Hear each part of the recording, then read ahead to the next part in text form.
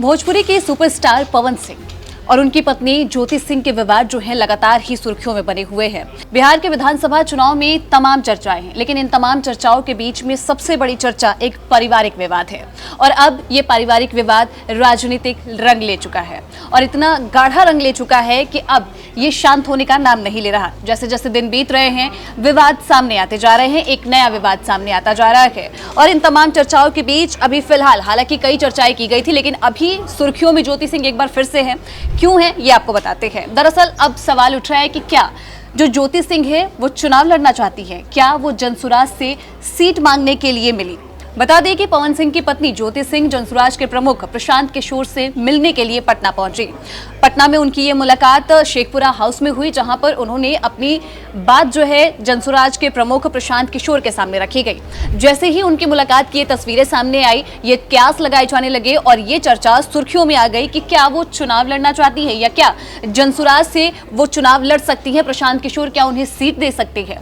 हालांकि जब मीडिया कर्मी वहां पहुंचते हैं और उनसे ये तमाम चीजों को लेकर बातचीत की जाती है तो जो ज्योति सिंह है उनकी ओर से ये कहा गया कि मैं चुनाव लड़ने के इरादे से या फिर चुनाव की बात करने के लिए यहाँ पे नहीं पहुंची, मैं प्रशांत भैया से मिलने के लिए आई थी। मैंने अपनी व्यथा उनके सामने रखी है। उन्होंने बताया कि मेरे साथ जो अन्याय हुआ वो मैंने प्रशांत भैया को बताया है। देखिए, यहाँ पे मैं चुनाव लड़ने के लिए या फिर टिकट के लिए नहीं आई थी। मेरे साथ जो हुआ है, यहाँ पे मेरे साथ जो अन्याय हुआ है वो किसी और महिलाओं के साथ ना हो। कोई और महिला जो मैंने झेला है वो कोई और महिला ना झेले, क्योंकि आए दिन ये महिलाओं के साथ होते रहे। तो हम तमाम महिलाओं की आवाज बनना चाहती हूँ जिसके साथ ये अन्याय हो रहा है। आज की डेट में ये अन्याय किया जा रहा है, बस इसीलिए मैं प्रशांत भैया से मिलने आई थी।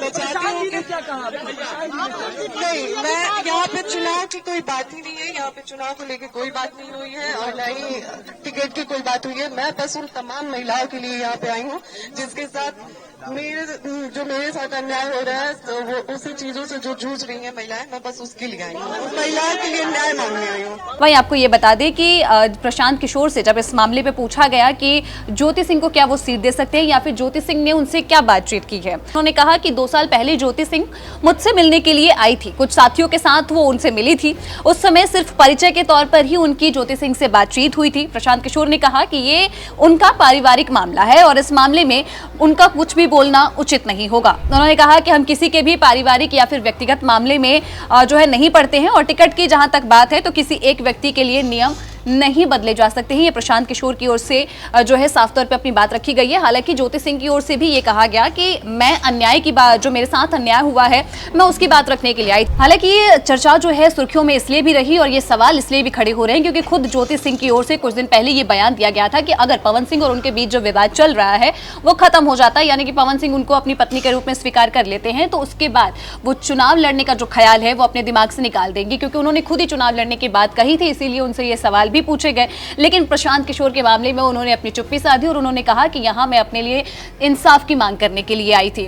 बता दें कि ज्योति सिंह ने इससे पहले कई इल्जाम जो है पवन सिंह के ऊपर लगा रखे हैं। ज्योति सिंह ने कहा कि मुझे मेरा अधिकार मिलना चाहिए। क्या आज सिर्फ महिलाएं यूज करने के लिए रह गई हैं? उन्होंने कहा कि क्या महिलाएं सिर्फ इसलिए रह गई हैं कि उनको लेकर आओ, यूज करो और छोड़ दो? क्या महिलाओं की कोई कदर नहीं है? वहीं दूसरी ओर पवन सिंह ने अपने ऊपर लगे तमाम आरोपों को लेकर पहले भी सफाई दी है और उन्होंने ये साफ साफ कहा है कि ज्योति सिंह ये सब सिर्फ चुनाव लड़ने के लिए कर रही हैं। उनका ये अपनापन अभी ही क्यों जागा है? इससे पहले उनको ये अपनापन का एहसास क्यों नहीं हुआ था? पवन सिंह का कहना है कि ज्योति उन्हें चुनाव लड़ने के लिए मजबूर कर रही है और ऐसा न करने पर धमकियां भी दे रही है।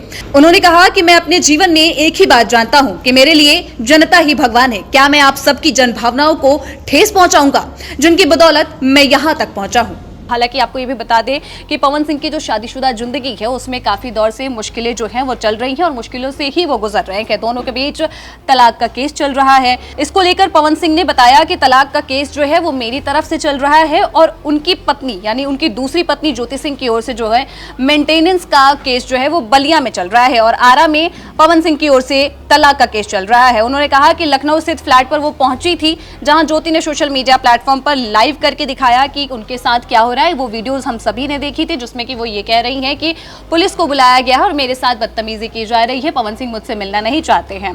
इसके अलावा उन्होंने तमाम आरोप और भी लगाए थे पवन सिंह के ऊपर। उन्होंने ये कहा था कि मुझे गर्भपात की गोलियां जो है पवन सिंह की ओर से खिलाई गई है। उन्होंने कहा कि जो भी तमाम ढकोसले पवन सिंह कर रहे हैं वो सिर्फ एक दिखावा है। उन्होंने कहा कि जो अपने घर की महिलाओं के साथ न्याय नहीं कर सकते वो समाज की महिलाओं के साथ क्या न्याय करेंगे। आपको बता दें कि अब जो है पवन सिंह के लिए मुश्किलें इसलिए भी बढ़ गई हैं क्योंकि वो बीजेपी में जो है दूसरी बार शामिल हो चुके हैं और अगर उनकी पत्नी उनके खिलाफ चुनाव लड़ती है उनके लिए खतरा साबित हो सकता है राजनीतिक तौर पे। वहीं दूसरी ओर पवन सिंह की ओर से भी बयान दिया गया। पत्नी के दावों को लेकर पवन सिंह ने प्रेस कॉन्फ्रेंस में अपनी चुप्पी तोड़ी थी। बता दें कि प्रेस कॉन्फ्रेंस के दौरान पवन सिंह ने कहा कि मैं भोजपुरिया समाज को प्रणाम करता हूं। ज्योति सिंह ने सोशल मीडिया पर लगातार पोस्ट करती रही कि मैं मिलने आ रही हूं। उस दौरान की घटना को उन्होंने जिक्र किया और उन्होंने कहा कि अक्सर जो है महिलाओं के आंसू सबको दिख जाते हैं लेकिन मर्द का दर्द किसी को नहीं दिखता है। ये सफाई पवन सिंह की ओर से दी गई है। अब हालांकि ये देखना होगा कि ये जो तमाम विवाद जो चल रहा है, पारिवारिक विवाद जो लगातार चलते आ रहे हैं, इसका असर विधानसभा चुनाव में किस प्रकार से देखने को मिलता है क्योंकि लगातार ही ये विवाद बढ़ता जा रहा है और राजनीतिक रंग लेता जा रहा है।